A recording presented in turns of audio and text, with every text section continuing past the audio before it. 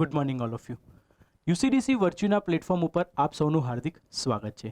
હું ભાવિક રાવ આજે ફરી ઇકોનોમી સાથે ઉપસ્થિત થયો છું. પ્રીવિયસ લેક્ચરની અંતર્ગત આપણે ડિફરન્ટ ટાઈપ ઓફ બેન્કિંગ સિસ્ટમને સમજવાનો પ્રયત્ન કરેલો હતો. તો હવે એ ડિફરન્ટ ટાઈપ ઓફ બેન્કિંગ સિસ્ટમને સમજ્યા પછી આપણે આરબીઆઈમાં એન્ટર થવાનો પ્રયત્ન કરીએ.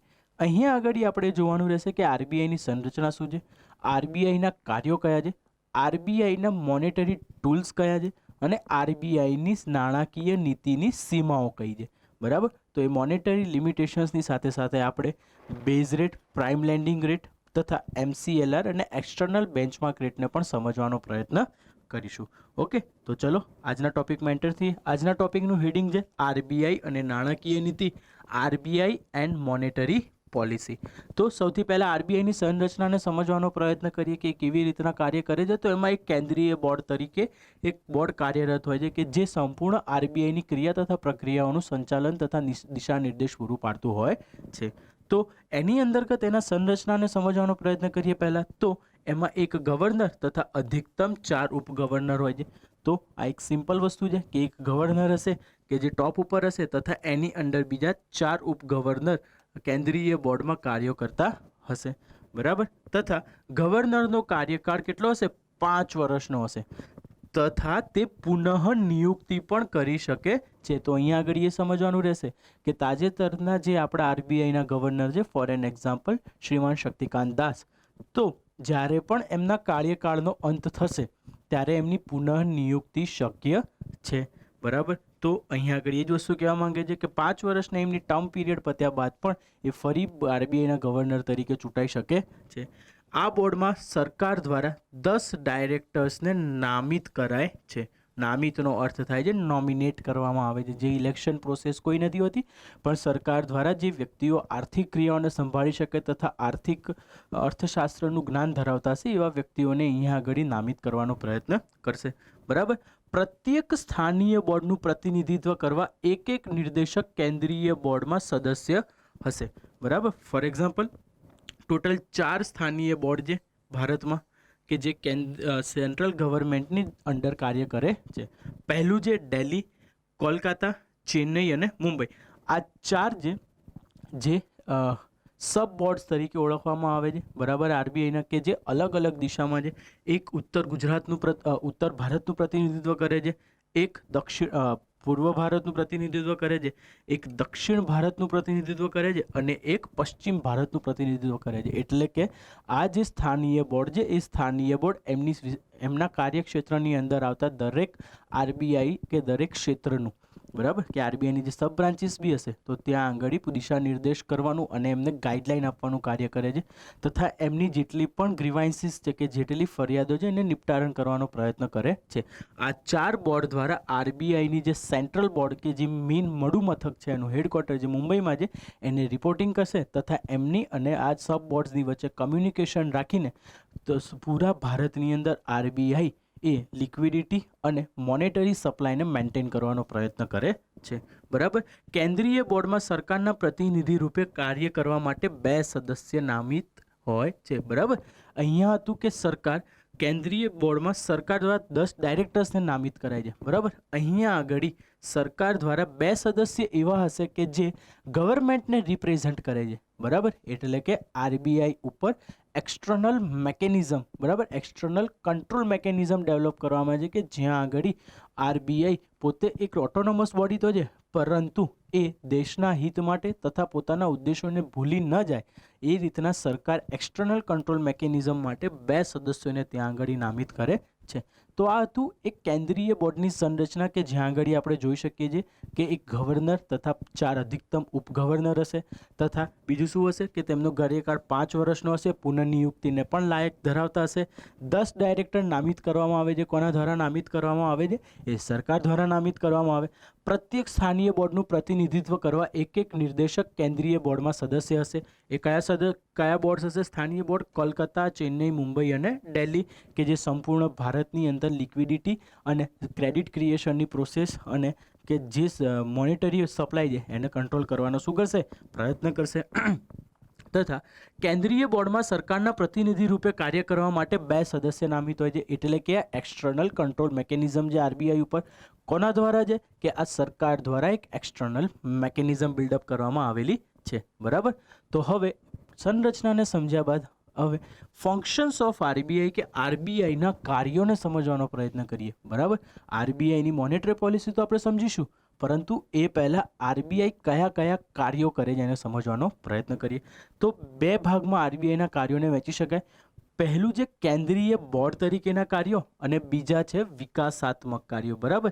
એટલે કે કેન્દ્રીય બોર્ડ તરીકેના આના અમુક ફંક્શન્સ છે કે જે એક કેન્દ્રીય બેંક તરીકે એને ઇન્ડિકેટ કરે છે, કે એક કન્ટ્રીના સેન્ટ્રલ બેંક તરીકે એના કાર્યો ઇન્ડિકેટ કરે છે. અને બીજા છે કે જે અર્થશાસ્ત્રમાં વિકાસાત્મક ભૂમિકા ભજવે છે. એટલે એકેડમિક લેવલ ઉપર આરબીઆઈના ફંક્શન્સને બે ભાગ પર વહેંચવામાં આવે છે. પહેલું કેન્દ્રીય બેંક તરીકેના કાર્યો અને બીજા વિકાસાત્મક કાર્યો. એક એક કરીને આપણે સમજવાનો પ્રયત્ન કરીએ કે કેન્દ્રીય બેંક તરીકેના એના કયા કયા કાર્યો. પહેલું તો આપણે સૌ જાણીએ છીએ કે આરબીઆઈ દ્વારા ચલણી નાણાં રજૂ કરવામાં આવે છે. જેટલી પણ ઇન્ડિયામાં કરન્સીઝ ફરે, જે નોટ કરન્સીઝ આપણે જોઈ શકીએ છીએ, એ આરબીઆઈ દ્વારા રજૂ કરવામાં આવે છે સેક્શન 22ની અંતર્ગત. બરાબર. જે આરબીઆઈ એક્ટ 1934માં સેક્શન 22 અંતર્ગત આરબીઆઈને હોલ એન્ડ સોલ પાવર આપે છે. બરાબર. સેકન્ડ, ભારતમાં બેંકોનું નિયમન કરવું.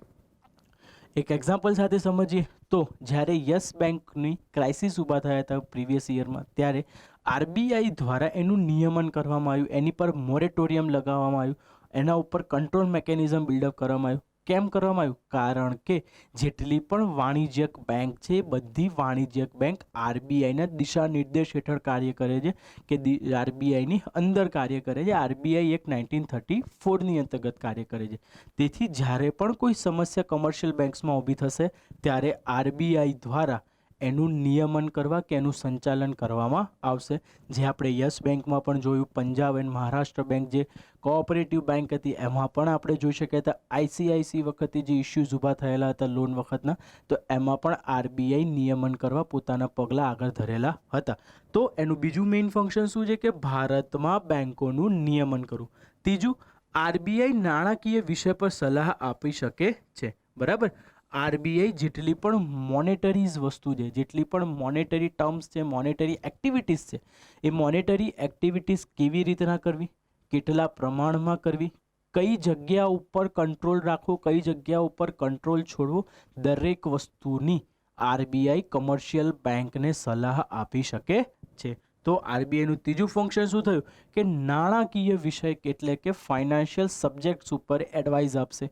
આ ફાઇનાન્શિયલ સબ્જેક્ટ્સ બધા હોઈ શકે છે, કે કેટલી લિક્વિડિટી માર્કેટમાં રાખવી બેંક દ્વારા, પર્ટિક્યુલર એરિયામાં કેવી રીતના ક્રેડિટ કંટ્રોલ કરવું, બરાબર, વગેરે જેવી ક્રિયાઓ આરબીઆઈ દ્વારા સલાહ આપવામાં આવે છે. એક એક્ઝામ્પલ જોઈએ તો અર્બન કોઓપરેટિવ બેંક માટે તાજેતરમાં જ બનાવેલી NS સ્વામીનાથન સમિતિની રચના કરવામાં આવી હતી. આ NS સ્વામીનાથન કમિટીની રચના અર્બન કોઓપરેટિવ બેંક્સ એટલે કે શહેરી સહકારી બેંકોના જે નિયમન ઉપર માટે હતી. કારણ કે ઘણા સમયથી જોઈએ છે કે અર્બન કોઓપરેટિવ બેંકને ફાઇનાન્શિયલ ક્રાઇસિસનો સામનો કરવો પડી રહ્યો છે. તો એ કયા કારણોસર એમને ફાઇનાન્શિયલ ક્રાઇસિસનો સામનો કરવો પડે છે અને કેવી રીતના એ ફાઇનાન્શિયલ ક્રાઇસિસને એ લોકો બહાર લાવી શકે છે અને સુચારુ રૂપે અર્બન કોઓપરેટિવ બેંકની મેકેનિઝમને મેન્ટેન કરી શકાય છે. બરાબર. ત્રીજું હતું. ચોથું, બેંકના બેન્કર તરીકે. બરાબર. કે જેટલી પણ કમર્શિયલ બેંક્સ છે તો એમના પણ બેન્કર તરીકે આરબીઆઈ કાર્ય કરતી જોવા મળે છે.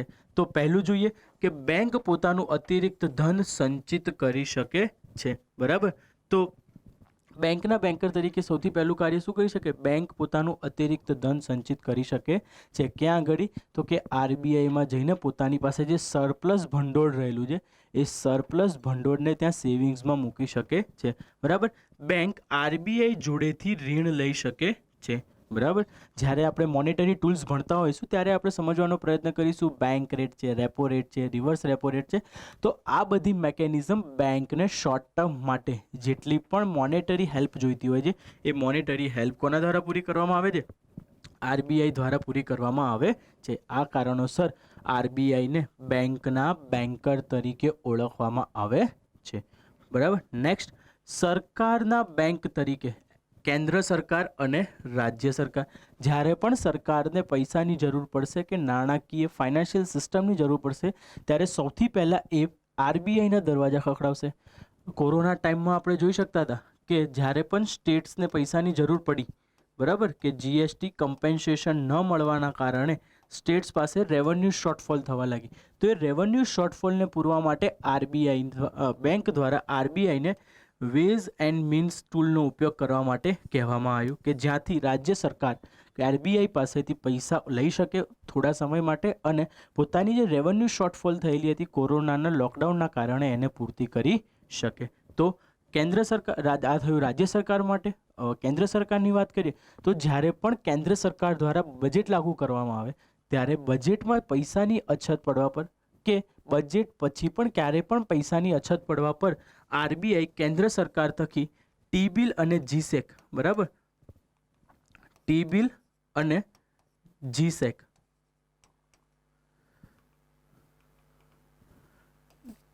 ટી બિલ અને જીસેક રજૂ કરે છે, જેના દ્વારા કેન્દ્ર સરકાર એક અમુક સર્ટેન અમાઉન્ટ રજૂ કરી શકે છે, બરાબર, કે જે ભારતના કાર્યોમાં ભારત સરકાર દ્વારા કોઈ પણ કાર્યોમાં જે જરૂરિયાત હોય, બરાબર, કે ફોર એક્ઝામ્પલ સરકારને બ્રિજ બનાવવો છે અને એ વખતે પૈસાની અછત પડી તો સરકાર આરબીઆઈ દ્વારા શું કરશે, માર્કેટમાં ટી બિલ અને જીસેક્સનું વેચાણ કરાવશે અને અમુક સર્ટેન અમાઉન્ટ પોતાની પાસે લઈ શકશે એ વેચાણની પ્રક્રિયા દ્વારા, અને એમના જે પર્ટિક્યુલર પ્રોજેક્ટ્સ છે પર્ટિક્યુલર પ્રોજેક્ટ્સને પૂર્ણ કરી શકે છે. નેક્સ્ટ, નાણાકીય નીતિની સમીક્ષા કરવી. તો નાણાકીય નીતિની સમીક્ષા કેવી રીતના કરશે? તો આપણને સૌને ખબર છે કે મોનેટરી પોલિસી આરબીઆઈ દ્વારા બનાવવામાં આવે છે. તો આરબીઆઈ દ્વારા બનાવવામાં આવેલી મોનેટરી પોલિસી એ સમીક્ષા કરશે કે કઈ રીતના ભારતીય બજારનું સ્થિતિ રહેલી છે, મેક્રો ઇકોનોમિક સ્થિતિ શું છે ભારતની અત્યારે, કયા કયા સ્ટેપ્સ લઈ શકીએ તો કે ભારતની જે અત્યારની તાજેતરની સ્થિતિ છે એનાથી એક સ્ટેપ ઉપર જઈ શકીએ, બરાબર. છઠ્ઠું છે વિદેશી વિનિમય બજારનું નિયમન કરવું, ફોરેન એક્સચેન્જીસનું નિયમન કરવું. આપણે સૌ જાણીએ છીએ કે ફોરેન એક્સચેન્જીસની સેવિંગ્સ ક્યાં થાય છે, આરબીઆઈમાં થાય છે, કે આરબીઆઈ પાસે ફોરેન એક્સચેન્જીસનું સેવિંગ થતું હોય છે. તો એ ફોરેન એક્સચેન્જીસ માર્કેટમાં કેટલા રાખવા, કેટલા હદ પછી માર્કેટમાંથી ફોરેન એક્સચેન્જીસ પાછા લઈ લેવા, આ દરેક વસ્તુનું નિયમન કોણ કરે છે, આરબીઆઈ દ્વારા કરવામાં આવે. નવા બેન્કોને લાયસન્સ આપવું, ઓબ્વિયસ વસ્તુ છે. જો કોમર્શિયલ બેન્ક્સ અને કોઈ પણ બેંક આરબીઆઈની અંડર કામ કરતી હશે, આરબીઆઈ એક્ટ 1934ની અંડર કામ કરતી હશે, તો બેંકને લાયસન્સ આપવાની શક્તિ કે લાયસન્સ આપવાની કાયદાકીય શક્તિ આરબીઆઈ પાસે હોવાની છે, બરાબર. પછી વૈશ્વિક સ્તર પર ભારતનું પ્રતિનિધિત્વ કરવું. ઘણી સમય આપણે જોઈએ છીએ કે વૈશ્વિક લેવલ ઉપર કે ઇન્ટરનેશનલ લેવલ ઉપર કોન્ફરન્સીસમાં ઇન્ડિયન ગવર્મેન્ટ રિપ્રેઝેન્ટ કરતી હોય ઇન્ડિયાને, કે એક્સટર્નલ મિનિસ્ટર હોઈ શકે છે, ફિનાન્સ મિનિસ્ટર હોઈ શકે છે, હોમ મિનિસ્ટર હોઈ શકે છે, ડિફેન્સ મિનિસ્ટર હોઈ શકે છે, યા ફિર પ્રાઇમ મિનિસ્ટર પોતે હોઈ શકે છે. તો આ અમુક મિનિસ્ટ્રીઝ છે કે જે મેજર કોન્ફરન્સીસ અને મેજર કમિટીઝમાં ઇન્ડિયાને રિપ્રેઝેન્ટ કરતા હોય છે. પરંતુ અમુક જગ્યા એવી છે જ્યાં આગળ આરબીઆઈ ભારતીય સરકાર અને ભારત બંનેને રિપ્રેઝેન્ટ કરતી હોય છે. એનું એક એક્ઝામ્પલ છે G20, બરાબર. G20માં આરબીઆઈ ગવર્નર દ્વારા ઇન્ડિયાને રિપ્રેઝેન્ટ કરવામાં આવે છે. કેમ? કારણ કે G20 બનાવવા પાછળનું મૂળ ભાવાર્થ હતું કે 2008ના રિસેશન પછી જે સ્થિતિ ઊભી થઈ હતી એમાં કેવી રીતના ઓવરકમ કરવું. તો દરેક દેશના આરબીઆઈના જે સેન્ટ્રલ બેંક્સ છે દરેક કન્ટ્રીની, એના ગવર્નર્સ ભેગા થાય છે અને અહીંયા આગળ આવીને લોકો વાત કરતા હોય છે કે કેવી રીતના ફ્યુચર આપણે સિક્યોર કરી શકીએ, કેવી રીતના મોનેટરી પોલિસીઝને ફ્રેમ કરી શકીએ, કેવી રીતના માર્કેટમાં મોનેટરી સપ્લાયને વધારે સારી રીતના આપણે મેનેજ કરી શકીએ, પ્લસ કેવી રીતના ગવર્મેન્ટ અને સિટીઝન્સ વચ્ચે જે લિક્વિડિટી મેનેજમેન્ટ કરવાની જે કેવી રીતના કરી શકીએ, વગેરે વગેરે ટોપિક ઉપર G20માં વાતો કરવામાં આવતી હોય છે અને એક નિષ્કર્ષ પર આવીને એને એક પગલાં ફ્યુચર સ્ટેપ્સ તરીકે એક્સેપ્ટ કરવામાં આવે છે, બરાબર. હવે આ હતા એના mainly as a central bank તરીકેના કાર્યો કે એઝ અ કેન્દ્રીય બેંક તરીકેના કાર્યો, બરાબર. હવે જોઈશું વિકાસાત્મક કાર્યો, બરાબર, કે વિકાસાત્મક કાર્યો કોને કહીશું. તો વિકાસાત્મક કાર્યોની અંતર્ગત આપણે જોઈશું કે ભારતીય નાણાકીય વ્યવસ્થાનું આધુનિકીકરણ કરવું, બરાબર. ભારતીય નાણાકીય વ્યવસ્થાનું આધુનિકીકરણ કરવું મતલબ જે ઇન્ટરનેશનલ સ્ટાન્ડર્ડ્સ ઉપર જેવી રીતના બીજી બધી સેન્ટ્રલ બેંક્સ કાર્ય કરતી હોય છે એવી જ રીતના આરબીઆઈ પણ કાર્ય કરવા માટે સક્ષમતા ધરાવતું હોય છે. તો કયા કયા એવા સ્ટેપ્સ છે કે જેના દ્વારા આરબીઆઈ ફાઇનાન્સ સિસ્ટમને વધારે ડેવલપ કરી શકે? તો કે ભાઈ મોબાઈલ ગવર્નન્સ લાવી શકીએ છીએ, મોબાઈલ પેમેન્ટ લાવી શકીએ છીએ, ઇન્ટરનેટ પેમેન્ટ લાવી શકીએ છીએ, ડોર સ્ટેપ બેન્કિંગની ફેસિલિટી ઉપયોગ કરી શકાય છે વગેરે ધોરણો દ્વારા આરબીઆઈ ભારતની ફાઇનાન્સ સિસ્ટમને ડેવલપ કરવા કે વેસ્ટર્ન કન્ટ્રીઝ કે ઇન્ટરનેશનલ કન્ટ્રીઝને સ્ટાન્ડર્ડ સુધી પહોંચવાનો પ્રયત્ન કરે છે. કારણ કે વૈશ્વિકીકરણના જમાનામાં જો તમે વર્લ્ડ લેવલ પર કમ્પીટ કરવું હોય તો વર્લ્ડ લેવલ ઉપર જે સિસ્ટમ ચાલી રહી છે, જે સિસ્ટમને ફોલો કરાય છે, એ સિસ્ટમને ફોલો કરવી જરૂરી બની જાય છે. સેકન્ડ છે ફાઇનાન્શિયલ ઇન્ક્લુઝનને પ્રોત્સાહિત કરવું. બરાબર, તો જ્યારે આપણે ફાઇનાન્શિયલ ઇન્ક્લુઝનને ભણતા હોઈશું ત્યારે ડીપલી સમજી શકીશું કે કેવી રીતના આરબીઆઈ અલગ અલગ સ્ટેપ્સ દ્વારા, અલગ અલગ યોજનાઓ દ્વારા ફાઇનાન્શિયલ ઇન્ક્લુઝનને પ્રોત્સાહન આપે છે. અત્યારે સમજવા માટે સમજી લો કે ફાઇનાન્શિયલ ઇન્ક્લુઝનનો અર્થ થાય છે કે સમાજના જે નબળો વર્ગ કે સમાજનો જે વંચિત વર્ગ નાણાકીય પ્રક્રિયાઓ દ્વારા કે સરકારી સહાયોથી દૂર રહેલો છે એને બેંક અકાઉન્ટ દ્વારા જોડી ફાઇનાન્સ સિસ્ટમમાં લાવવું, જેથી સમાજના વંચિત વર્ગને મેઇન ઇકોનોમિક સ્ટ્રીમ સાથે જોડી શકાય અને જેટલી પણ સરકારી યોજનાઓ કે સરકારની સહાયતા છે, સરકારની સહાયતા એ વર્ગ સુધી પહોંચી શકે. જો એ સહાયતા એ વર્ગ સુધી પહોંચી શકશે તો એ લોકોનું આપણી ઇકોનોમીમાં એક્ટિવ પાર્ટિસિપેશન થઈ શકશે. એ કારણ કે આપણે જોઈએ છે કે આપણો ઘણો બધો હ્યુમન રિસોર્સ હજી પણ ઇકોનોમીમાં એક્ટિવલી પાર્ટિસિપેટ કરતો નથી. તો ફાઇનાન્શિયલ ઇન્ક્લુઝન દ્વારા ઘણા બધા વર્ગને આપણે ઇકોનોમિકલ એક્ટિવિટી કે ઇકોનોમીની મેઇન સ્ટ્રીમમાં જોડીને એક્ટિવિટીઝ કરી શકીએ, જેનાથી આર્થિક વૃદ્ધિ દર વધવાની સંભાવનાઓ શું થઈ જશે? વધી જશે. પછી જે બચતને નિવેશમાં પરિવર્તિત કરવા માટે પ્રોત્સાહન આપવું, તો દર 2 મંથ ઉપર મોનેટરી પોલિસી દ્વારા રેટ્સમાં ચેન્જીસ કરીને જે લોકો બચત કરે છે એ બચતમાંથી એને કેવી રીતના આર્થિક ક્રિયાઓમાં નિવેશ કરવું એની માટે પ્રોત્સાહન આપે છે. કારણ કે જરૂર પડે ત્યારે ઇન્ટરેસ્ટ રેટ વધારી આપે, જરૂર પડે ત્યારે ઇન્ટરેસ્ટ રેટ ઘટાડી આપે. એ પ્રક્રિયા દ્વારા આરબીઆઈ જેટલી પણ સેવિંગ્સ પડેલી છે બેંક્સમાં એ બધી સેવિંગ્સને ઇન્વેસ્ટમેન્ટમાં કન્વર્ટ કરવાનું શું કરે છે? કાર્ય કરે છે. તથા દેશમાં નાણાકીય સાક્ષરતાને પ્રોત્સાહન આપવું. બરાબર, આપણે સૌ જાણીએ છીએ કે આપણી પાસે હજી પણ ઘણા લોકોને ફાઇનાન્શિયલ અવેરનેસ નથી કે કેવી રીતના બેંક કાર્ય કરે છે, કેવી રીતના બેંકના કાર્યોને આપણે પૂરા કરી શકીએ, કેવી રીતના ઘરે બેસીને આપણે બેંકની એક્સેસ લઈ શકીએ છીએ. બરાબર, આ બધી સાક્ષરતા હજી પણ અમુક વિસ્તારો સુધી પહોંચી નથી. તો આરબીઆઈ પ્રયત્ન કરે છે કે આ સાક્ષરતા દરેક વ્યક્તિ સુધી પહોંચે અને ફ્રોડ અને સાયબર ક્રાઇમ્સ જેવા એ લોકોને સાયબર ક્રાઇમ્સ જેવા ક્રાઇમને ઘટાડી શકે અને પારદર્શિતા લાવી શકાય. બરાબર, એક એક્ઝામ્પલ જે મણી એપ કે જે દિવ્યાંગ વ્યક્તિઓ છે, કે જે આંખથી દિવ્યાંગ વ્યક્તિઓ છે, એ લોકો માટે એક એપ્લિકેશન બનાવવામાં આવી કે જેના થ્રુ એમને ખબર પડી શકે કે આ જે કરન્સીની નોટ છે એ અસલી છે કે નકલી છે, તથા આ જે નોટ આપવામાં આવી છે 100 રૂપિયાની છે, 50 રૂપિયાની છે, 200 રૂપિયાની છે, 500 રૂપિયાની છે કે 2000 રૂપિયાની છે. તો આ વગેરે ક્રિયાઓ દ્વારા આરબીઆઈ બજારમાં નાણાકીય સાક્ષરતાને ફેલાવવાનો પ્રયત્ન કરે છે. બરાબર, હવે આપણે જોયા કેન્દ્રીય બેંક તરીકેના કાર્યો અને બીજા જોયા આપણે એના વિકાસાત્મક કાર્યો. તો આ મેઇનલી 2 ફંક્શન્સમાં આરબીઆઈના દરેક ફંક્શન્સને બાયફર્ગેટ કરાય છે કે એનું મેઇન ફંક્શન શું એઝ અ સેન્ટ્રલ બેંક તરીકેના કાર્યોમાં લાગુ પડે છે કે એનો હિસ્સો ભારતના આર્થિક વૃદ્ધિ દરમાં ક્યાંક ને ક્યાંક જોડાયેલો છે. બરાબર, આટલું સમજ્યા બાદ હવે નાણાકીય નીતિ આપણે આવીએ. મોનેટરી પોલિસી શું છે? તો સૌથી પહેલાં આપણે સમજવાનો પ્રયત્ન કરીએ કે મોનેટરી પોલિસી શું છે. તો આ કેન્દ્રીય બેંકની એ નીતિ છે જેના દ્વારા અર્થવ્યવસ્થામાં નાણાંના પ્રભાવને નિયંત્રિત કરાય છે. તેને નાણાકીય નીતિ કહેવામાં આવે છે. આ મોનેટરી પોલિસી દ્વારા આરબીઆઈ બજારમાં જે નાણાંની ઇમ્પેક્ટ છે, બરાબર, કે જે નાણાંનો પ્રભાવ બજારમાં પડે છે, એ નાણાંના પ્રભાવને શું નિયંત્રિત કરવાનો પ્રયત્ન કરે છે કે કેવી રીતના નાણાંનો પ્રભાવ આર્થિક સ્થિતિ સાથે સામંજસ્ય બનાવી શકે. આર્થિક સ્થિતિ માંગ કરી રહી છે 100 રૂપિયાની, પણ શું બજારમાં 110 રૂપિયા નાણાં છે, તો એને જે માર્કેટની ડિમાન્ડ છે ત્યાં ડિમાન્ડ સુધી લાવવાનો પ્રયત્ન કરવામાં આવે છે. માર્કેટની ડિમાન્ડ છે 100 રૂપિયા, પણ નાણાંનો પુરવઠો બજારમાં છે 80 રૂપિયા. તો એ જે 20 રૂપિયાનો ગેપ છે, 20 રૂપિયાના ગેપને ફરી કંટ્રોલ કરીને માર્કેટ ડિમાન્ડ સુધી પહોંચાડવાનો પ્રયત્ન કરવામાં આવે છે. એટલો મતલબ એ થયો કે અધિક્ય નાણાં છે કે ઓછા નાણાં છે, પણ જે બજારની માંગ છે ત્યાં સુધી જે લાવવાની સંપૂર્ણ પ્રક્રિયા છે એ સંપૂર્ણ પ્રક્રિયાને નાણાકીય નીતિ કે મોનેટરી પોલિસી દ્વારા ઓળખવામાં આવે છે. બરાબર.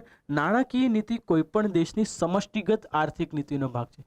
સમષ્ટિગત આર્થિક નીતિ એટલે મેક્રો ઇકોનોમિક્સનો એક ભાગ છે કે જે એરિયલ વ્યૂ દ્વારા સંપૂર્ણ ભારતીય અર્થતંત્રની જે મોનેટરી સપ્લાય છે કે જે મોનેટરી ઇમ્પેક્ટ છે એને નિયંત્રિત કરવાનો અને ભારતની આર્થિક બજાર સાથે સુચારુ રૂપથી ચલાવવા માટેના પ્રયત્નો કરવામાં આવે છે. બરાબર. જે વ્યાજદર, શાખ અને ફુગાવાને નિયંત્રિત કરે છે. મોનેટરી પોલિસીનું કામ એ તો છે કે માર્કેટમાં જે ડિમાન્ડ છે એને મેન્ટેન કરવું, પણ સાથે સાથે માર્કેટમાં જે ઇન્ફ્લેશન રેટ ચાલી રહ્યો છે કે જે ફુગાવાનો દર ચાલી રહ્યો છે એ ફુગાવાના દરને પણ નિયંત્રિત કરવાનો છે. વ્યાજદર અને શાખ મોનેટરી પોલિસી દ્વારા બજારમાં કેટલા પ્રમાણમાં ઇન્ટરેસ્ટ રેટ આપવામાં આવશે, લોન વખતે કેટલું ઇન્ટરેસ્ટ રેટ લોન આપ્યા પછી વ્યાજની વસૂલી કરવામાં આવશે, એ દરેક વસ્તુનું નિર્ધારણ પણ આરબીઆઈની મોનેટરી પોલિસી દ્વારા કરવામાં આવે છે. શાખનો અર્થ અર્થશાસ્ત્રની ભાષામાં લોન કે ઋણ થતો હોય છે. બરાબર. તો હવે આરબીઆઈ મોનેટરી પોલિસી દ્વારા એ પણ તપાસ કરવાનો પ્રયત્ન કરશે કે કેવી રીતના બજારમાં શાખને પહોંચાડવી, કેવી રીતના બેંક દ્વારા એકદમ સસ્તી રીતે અને એકદમ એક્સેસિબિલિટી મળી રહે દરેક સિટીઝનને એવી રીતના લોન મળી રહેવી. બરાબર. એની માટે રેપો રેટ છે, રિવર્સ રેપો રેટ છે, CRR છે, SLR છે વગેરે ટૂલ્સનો ઉપયોગ કરીને આરબીઆઈ માર્કેટમાં શાખ એટલે કે ઋણ પહોંચાડવાનો પ્રયત્ન કરે છે. કારણ કે જો બજારમાં ઋણ ઉપલબ્ધતા હશે તો જ બજારમાં નિવેશ થશે. જો બજારમાં નિવેશ થયું હશે તો બજારમાં આપણે જોઈ શકીએ છીએ કે ઉત્પાદનની પ્રક્રિયાને પ્રોત્સાહન મળશે. જો ઉત્પાદનની પ્રક્રિયાને પ્રોત્સાહન મળ્યું તો ઉત્પાદનની પ્રક્રિયાના પ્રોત્સાહનના કારણે બજારમાં રોજગારીનો દર વધતો જોવા મળશે. કેમ? કારણ કે જ્યારે પણ કોઈ કંપની દ્વારા પ્રોડક્શન કરવામાં આવે ત્યારે એને એક હ્યુમન રિસોર્સની જરૂર પડતી હોય છે. તો એ હ્યુમન રિસોર્સની જે ડેફિશિયટ છે એ પૂરી કરવા માટે એને એમ્પ્લોયમેન્ટ જનરેશન કરવી જ પડશે. તો જો માર્કેટમાં ક્રેડિટ ક્રિએશનની પ્રોસેસ સુચારુ રૂપથી ચાલતી હશે તો બજારમાં બેરોજગારીની સમસ્યા દૂર થઈ શકશે. જો બેરોજગારીની સમસ્યા દૂર થશે તો ગરીબી ઘટશે અને જો ગરીબી ઘટશે તો એ હ્યુમન રિસોર્સિસની આર્થિક વૃદ્ધિ દરમાં એક્ટિવ પાર્ટિસિપેશન હશે. તો એ એક્ટિવ પાર્ટિસિપેશનના બે આધાર ઉપર ભારતમાં આર્થિક વૃદ્ધિ દરને વધારી શકાશે. તો આપણે જોઈ શકીએ છીએ કે એક શાખને નિર્ધારણ કરવાથી આર્થિક ક્રિયાઓનું સંપૂર્ણ ચક્રને આરબીઆઈ કેવી રીતના નિર્ધારિત કરે છે. આ જ કારણોસર ઘણી વખત કહેવાય છે કે આરબીઆઈની મોનેટરી પોલિસી અને ફિસ્કલ પોલિસી બંને ટ્વિન પોલિસી છે કે એકબીજાના આધાર ઉપર રહીને આ બંને નીતિઓ ભારતમાં કે કોઈ પણ વિશ્વના રાષ્ટ્રમાં આર્થિક વૃદ્ધિને પ્રોત્સાહન આપવાનું કાર્ય કરે છે. બરાબર. નેક્સ્ટ ઉદ્દેશ્ય જોઈ લઈએ. સૌથી પહેલાં કે આરબીઆઈની નાણાકીય નીતિ બનાવવા પાછળના જે ઉદ્દેશ્યો છે કે જે એનું ઓબ્જેક્ટિવ રહેલું છે કે શા માટે આ નીતિ બનાવવામાં આવે છે. તો સૌથી પહેલાં સમજીએ નાણાંની સ્થિરતા લાવી. બરાબર. નાણાંની સ્થિરતા લાવી તો આપણે સમજીશું કે કેવી રીતના આરબીઆઈ દ્વારા મોનેટરી પોલિસીનો ઉપયોગ કરીને માર્કેટમાં જે એક્સેસિવ લિક્વિડિટી છે એને એબ્ઝોર્બ કરે છે. ઘણી વખત લિક્વિડિટીની કમી હોય કે લિક્વિડિટી ઓછી હોય ત્યારે માર્કેટમાં લિક્વિડિટી ઇન્જેક્ટ કરે છે. બરાબર. તો આને કહેવાય નાણાંની સ્થિરતા લાવી, જેનાથી નાણાંની ક્રય શક્તિમાં વધારો કે ઘટાડો થઈ શકે છે. બીજું છે રોજગારીનું સર્જન કરવું. હમણાં જ સમજાયું કે જો આરબીઆઈ દ્વારા ક્રેડિટ ક્રિએશન કરવામાં આવશે તો એ ક્રેડિટ ક્રિએશન નિવેશમાં પરિવર્તન થશે. એ નિવેશ વધુ ઉત્પાદન કરાવશે. એ વધુ ઉત્પાદન બેરોજગારીની સમસ્યાને ઓછી કરશે. બરાબર. પછી હતું નાણાંની તરલતાને નિયંત્રિત કરે. લિક્વિડિટી. બજારમાં જો અમુક અમાઉન્ટથી વધારે લિક્વિડિટી થઈ જાય તો એ ફુગાવાને વધારી શકે છે.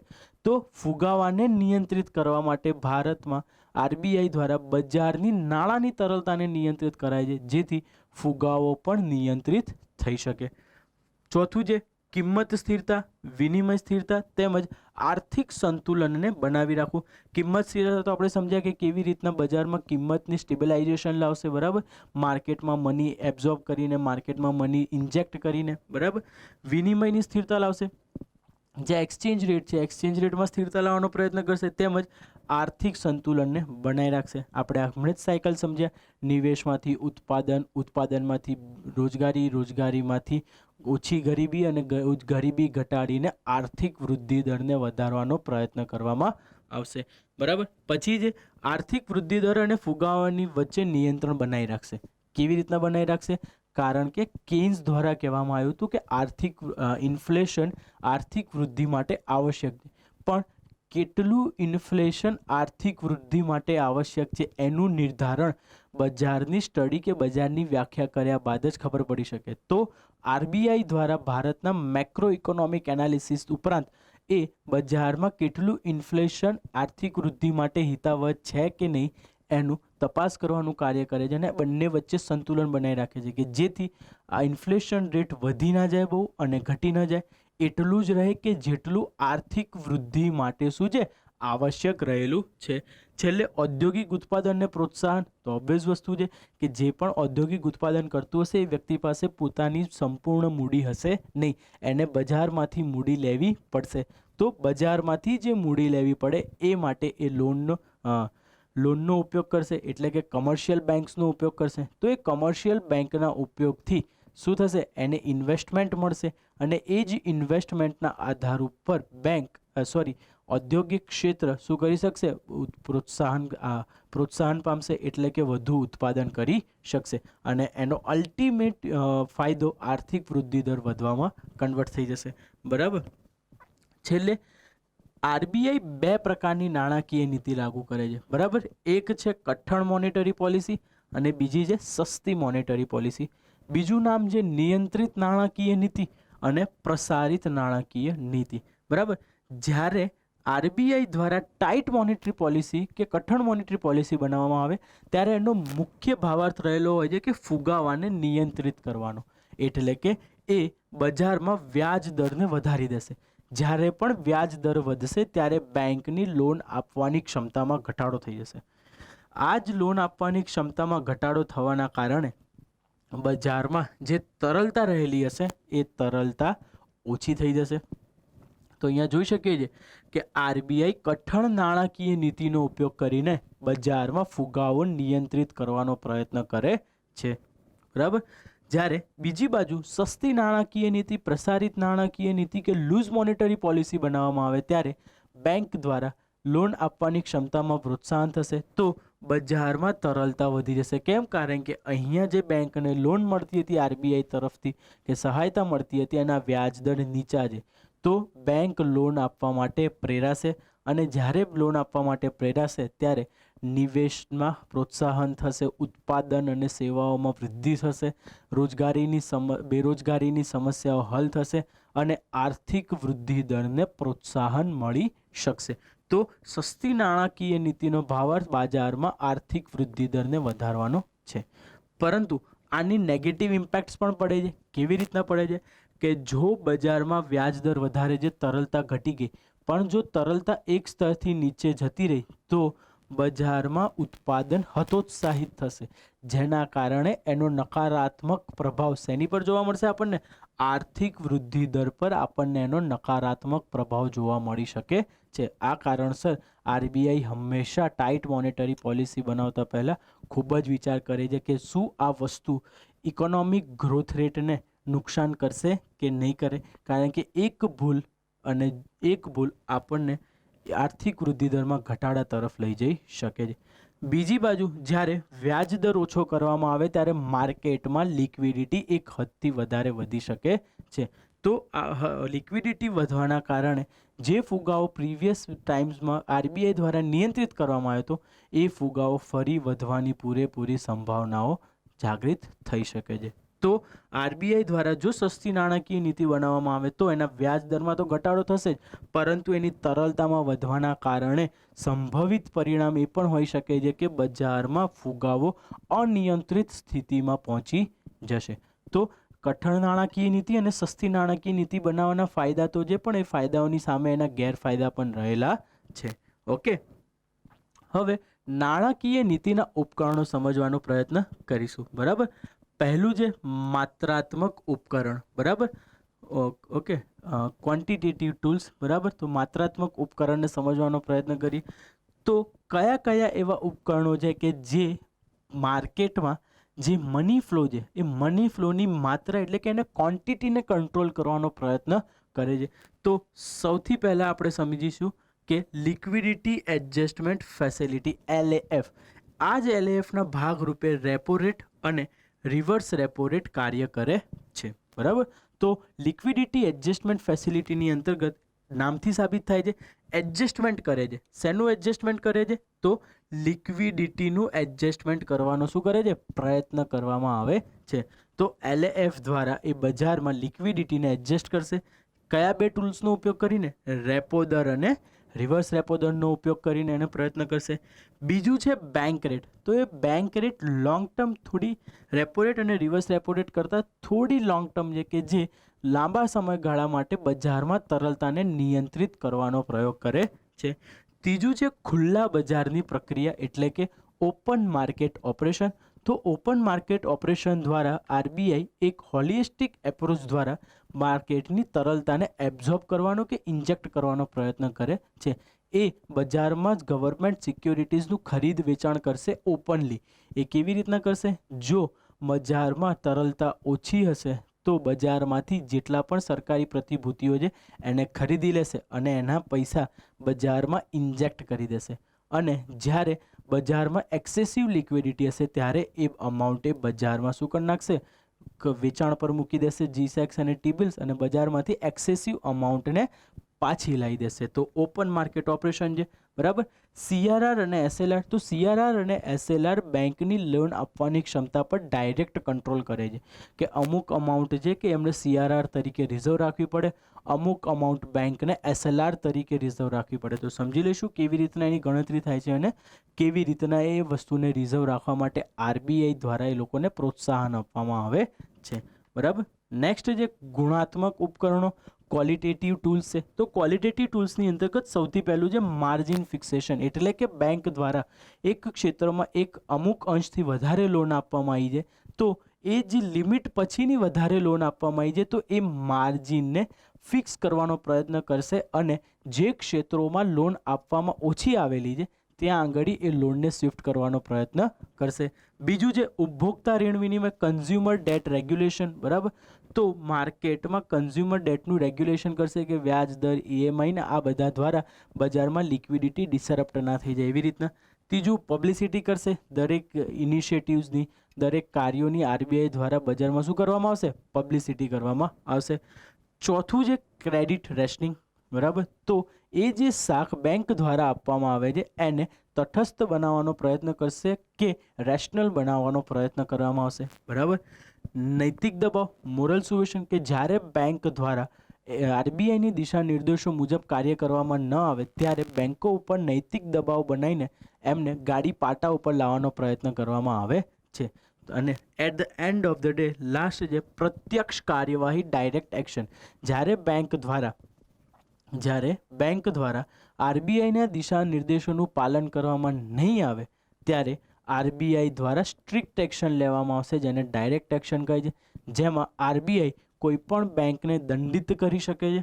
દંડિત કરવાની સાથે સાથે જો બેંકનો ગુનો બજારની સ્થિરીકરણથી વિપરીત છે, બજારને મેન્યુપ્યુલેટ કરવાનો પ્રયત્ન કરે છે તો RBI દ્વારા એ બેંકનું લાઇસન્સ પણ કેન્સલ કરી શકાય છે. એ RBI પાસે પાવર રહેલો છે.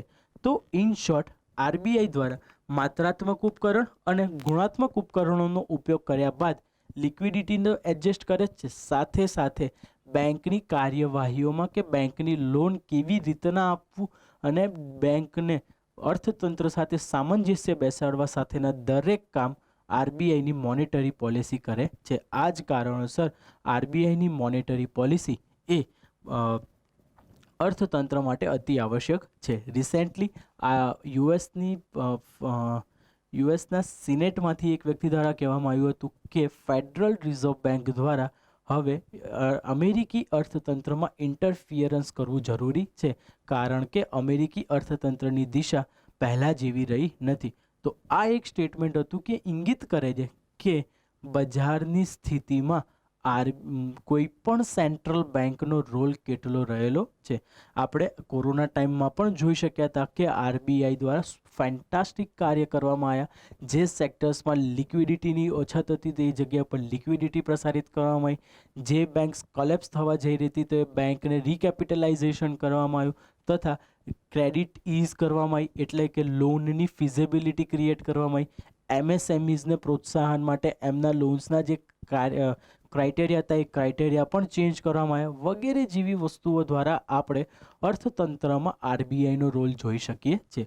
મેં જ્યારે આવકના ચક્ર એટલે અર્થતંત્રના ચક્રીય પ્રવાહ ચલાવ્યા હતા ત્યારે તમને સમજાવ્યું હતું કે ફાઇનાન્શિયલ ઇન્સ્ટિટ્યુશનનો રોલ બજારમાં શું છે, કે એ હાઉસહોલ્ડ સેક્ટર અને પ્રોડક્શન સેક્ટર વચ્ચે સામંજસ્યનું કામ કરે છે, કે બંને વચ્ચે ડિમાન્ડ એન્ડ સપ્લાયને મેન્ટેન કરવાનું કાર્ય કરે છે.